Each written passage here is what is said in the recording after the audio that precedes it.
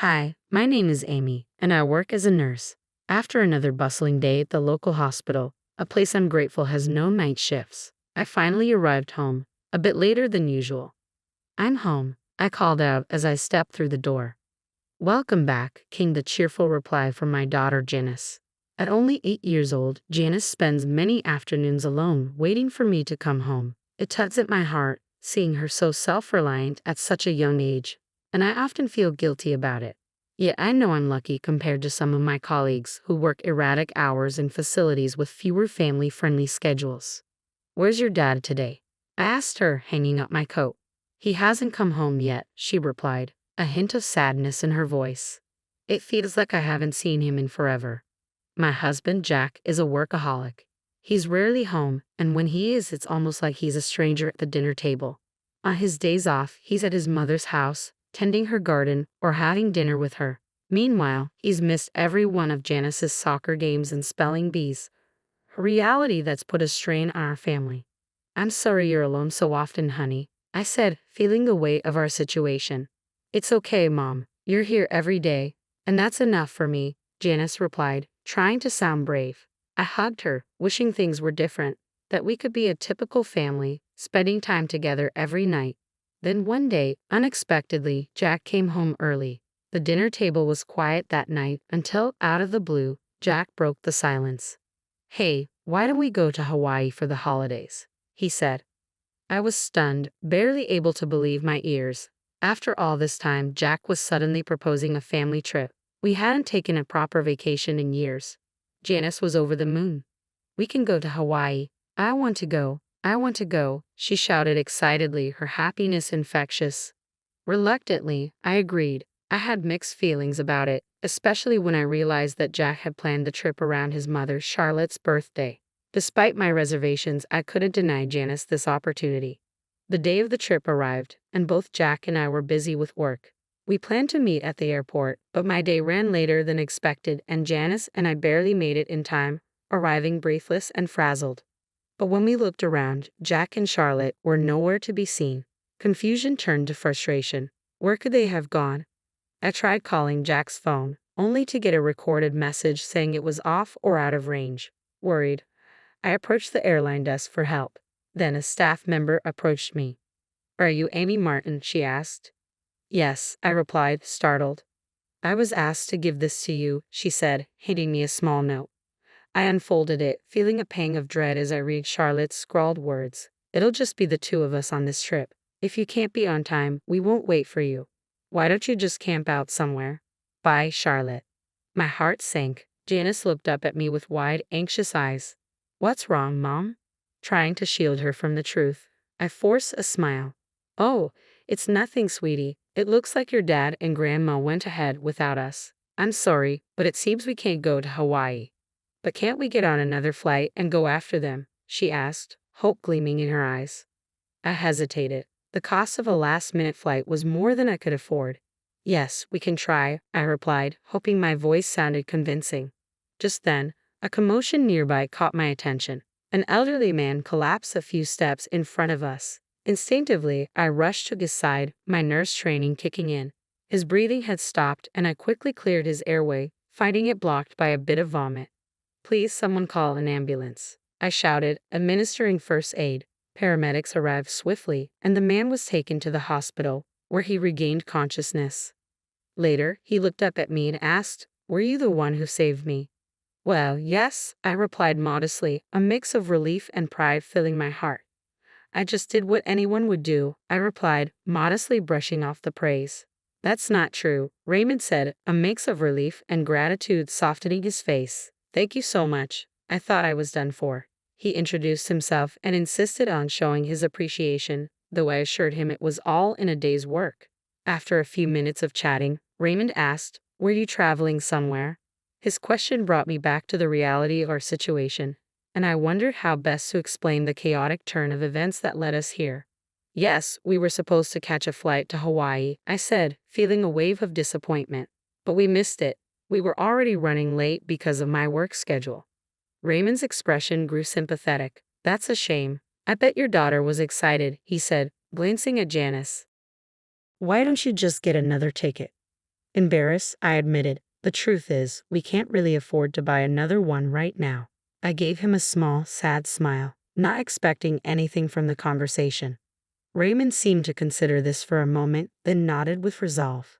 As a thank you for saving my life, let me buy your tickets. That way, you two can still make your trip. Oh no, I couldn't accept that, I protested, but Raymond was already calling over an airline staff member. After a quick conversation on the phone, he returned, smiling. If I don't thank you properly, I'll never rest easy, he insisted, half joking. Just then, the note from Jack and Charlotte fell from my pocket, slipping away unnoticed in the commotion. Thanks to Raymond's generosity and insistence, Janice and I soon found ourselves on a plane to Hawaii, comfortably seated in business class, an upgrade that made our journey even more enjoyable.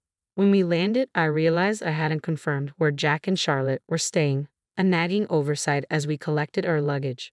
As we exited the terminal, a man approached us. "Hello, are you Amy and Janice?" he asked warmly. Yes, that's right," I replied, surprised. "Nice to meet you," he said, handing me a business card bearing the logo of a well-known logistics company, sparking my curiosity.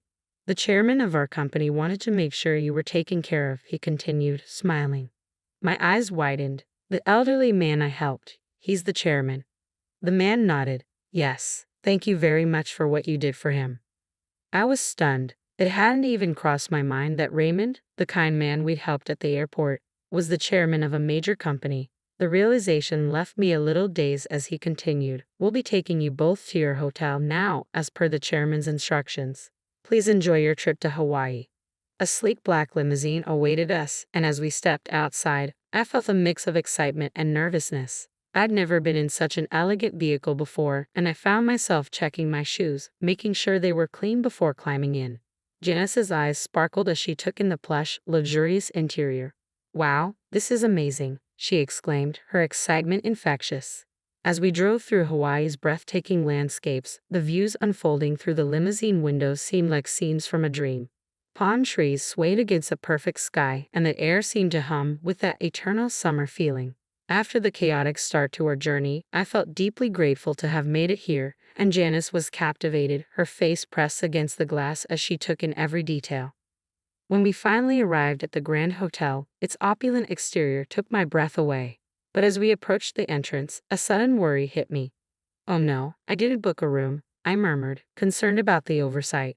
The man accompanying us quickly reassured me. "No need to worry. We've already reserved a room for you on the top floor." I hesitated. "But I don't have the money for this," I confessed, my anxiety returning. He smiled reassuringly. "It's all taken care of. The chairman insists." I was overwhelmed by Raymond's generosity, and the VIP treatment felt like stepping into a dream. When we entered the hotel and were shown to our room, it turned out to be a lavish suite with an expansive view of the ocean, its vast windows framing a spectacular sunset. It was as if the whole room was a luxurious retreat, more beautiful than anything I'd ever seen. Janice and I stood in awe, gazing out at the stunning scene, filled with gratitude for this unexpected kindness that had transformed our trip into an unforgettable adventure. During our stay, we were assigned a dedicated staff member who was always available to help with any need. Each meal was a work of art. On one memorable evening, they prepared an exquisite steak right before us, turning dinner into a culinary performance that left us speechless.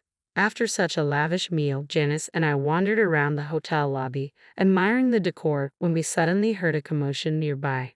Drawn by the raised voices, we moved closer to see what was happening, and to my surprise, I saw my husband Jack and my mother-in-law Charlotte in a heated exchange with the hotel staff. Confused, I called out, "Hey, what are you both doing here?" They turned, equally shocked. "Amy, why are you here?" Jack asked, his voice tinged with confusion. "We came here as planned," I replied, feeling my own confusion rise. "But why did you send that harsh note? You were the one who suggested this trip." Jack glanced at Charlotte, as if searching for backup, but then faltered. "Well, you were late. It's your fault," he stammered, trying to justify. Anger and sadness welled up in me.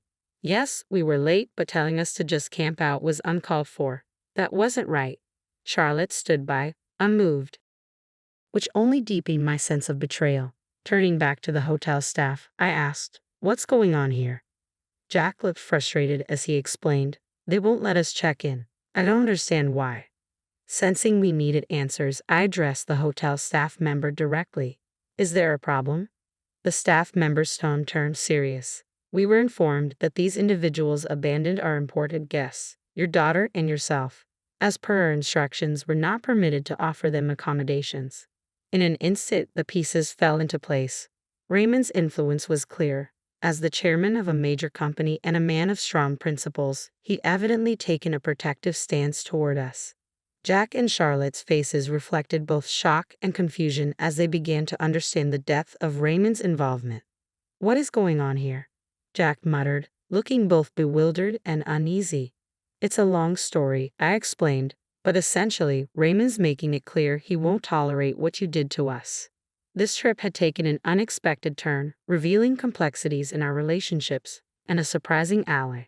Jack shook his head, clearly puzzled. Who even knows about all that? Reaching into my bag, I pulled out Raymond's business card, the one given to me when we arrived. Jack's face drained of color as he read the name. This is from a major client of mine, he stammered, his hands beginning to shake. Charlotte turned pale too. Are you saying you know the chairman of this company? Yes, I replied. I helped him when he collapsed at the airport, and to thank us he booked our flight and this hotel. Charlotte's face lost all color, and she seemed to sway on her feet. Mom, are you okay? Jack asked, reaching out to steady her. I approached cautiously, concerned despite the tension. He's in the same gym club as me, Raymond explained. I see him occasionally, and everyone there respects him. But what a coincidence this is. Charlotte was visibly shaken by the unexpected connection, while Jack simply nodded, stunned. Such a small world, he murmured, feeling the weight of it all. Before this encounter, I had no idea there was any link between Raymond and Charlotte, but when Raymond had discovered the note I dropped at the airport, it became clear. He picked it up and read it, his expression shifting to disbelief. Amy, what on earth is this? He'd asked, his voice mixing shock and disapproval. Hesitantly, I explained how Jack and Charlotte had left us behind. His reaction had been immediate. How horrible, unforgivable, he declared, his tone leaving no room for doubt. From then on, his actions reflected a clear stance on our situation. As Raymond pieced together the details, he asked, Is your mother-in-law's last name Martin? Charlotte Martin? Yes, that's her, I confirmed, still reeling from the series of revelations. Raymond nodded, saying he knew Charlotte from his gym and expressing his disbelief that she would abandon family. Turning back to Jack and Charlotte, I couldn't suppress a smirk at the irony. Well, since you two plan to go on this trip together, I guess Janice and I will just enjoy it on our own, I said. Charlotte, maybe you could camp out here for a night under the Hawaiian stars. How's that sound? That's terrible. You're the rudest person ever. They protested, clearly missing the irony of having their own words thrown back at them. They called me rude, yet it was their dismissive message that had started this. I chuckled, taking Janice's hand. Let's go, I said, leaving them behind as the hotel staff firmly turned them away. We don't have rooms for you both at this hotel, they were told, finally forced to leave. And so Janice and I enjoyed our trip, just the two of us. The bond between Janice and her father was nearly severed, and I felt no urgency to repair it. Raymond's kindness in making this vacation possible had turned what began as a troubling experience into a beautiful adventure, one that refreshed and delighted us both. When we returned home, we were full of gratitude and happy memories. Jack, however, returned looking exhausted and defeated. As it turned out, Raymond's influence extended further than I'd imagined. No hotel in Hawaii had been willing to take them in, leaving Jack and Charlotte to camp outdoors. Jack also faced repercussions at work when his boss informed him that Raymond's company was considering canceling their contract due to his behavior. Meanwhile, Charlotte's gym friends grew distant, treating her coldly enough that she eventually left the club altogether. Once dedicated to fitness, she now spent her days in front of the television, a shadow of her former self. This ordeal made it clear that our marriage was over. We decided to divorce, with Janice's custody naturally going to me. I didn't seek alimony or child support, confident in my ability to support her on my own. It all felt surreal, as if fate itself had guided these events. Being late to the airport that day had led me to meet Raymond, an acquaintance of Charlotte's, and that simple act of kindness had brought us an unforgettable vacation. Looking back, I felt no regrets. Jack's priorities had always clashed with mine, often putting Charlotte's needs above ours. Now, with Janice by my side, I felt complete. The joy she brought me outweighed any sorrow from the past, and together, we looked forward to a happy, fulfilling future. Just the two of us.